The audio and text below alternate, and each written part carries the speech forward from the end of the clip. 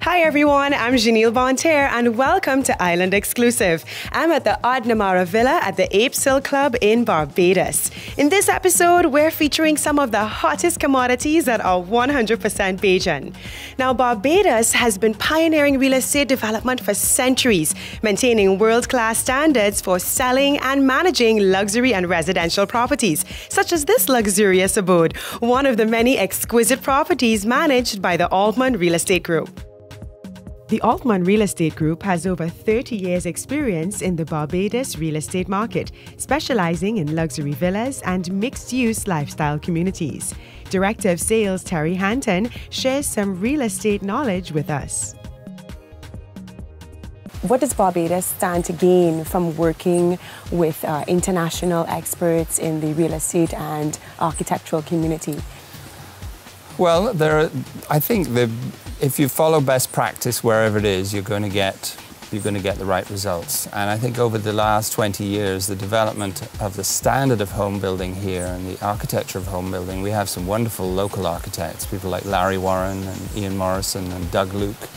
Doug did this particular house, who follow best practice, and they strive to achieve excellence. And we're fortunate to have a very large construction community with some very proficient contractors who can deliver the highest quality that's available in the world, really. We're very lucky to have that. The good news, I guess, is that Barbados, having been a leader in real estate development, and particular community developments like marinas or polo or golf course communities, there were a lot of wannabes, a lot of followers. So islands like Tobago, Grenada, St. Lucia have jumped on that bandwagon, and they've started to develop those kinds of communities. Not necessarily on beach, sometimes off beach. The better examples in the Caribbean actually are in the Bahamas, in Jamaica, some of the northern islands. St. Kitts has become a very big player because of their economic citizenship program, so there's a lot of development going on there. And I think Barbados led the way. Mm-hmm. And what are some of the benefits that an island can derive from, really pursuing projects like this and, in essence, enhancing their destination? We've always seen a migration from people who come and stay in hotels, and then they'll maybe bring a larger family unit and stay in a villa, and then they'll have a desire to buy a villa. And it really was the engine of the economy. There were years when Barbados had over $1 billion in receipts for foreign direct investment for development of homes like these. And that fueled a boom. And it was a wonderful stimulus, and I think all of the stakeholders in Barbados understand how important it was to complement fine hotels with fine, luxurious residential communities. Could you give us maybe 3 main guidelines to look for, to think about if we're interested in investing in real estate? Right. Well, I think the first sense of a property like this, when you walk through the front door, you're immediately hit with a spectacular view. And that's something we try to talk to all of our developers about, is picking the things that are key to the people who are going to be staying here and doing it absolutely right. So getting the front of house right, the back of house right, but principally focusing on the amenities that come with the site. So how good is the site? How do we present the view, etc.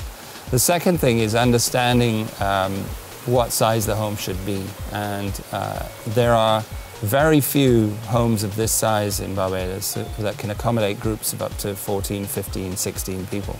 But they tend to be very discerning visitors that come to these properties. They like their privacy.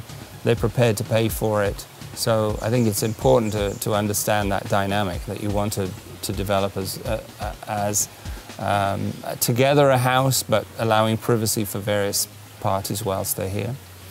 And the third thing is just a great attention to detail in all of the amenities in the homes. Wonderful bathrooms, fabulous kitchens and dining areas, external dining areas. Open spaces. Yeah, open spaces. This house is very funky. It allows everybody privacy in the different living suites or bedroom suites. But the central areas are very open, very breezy, wonderful views, and those are the key things. Can you give us a brief history of this location?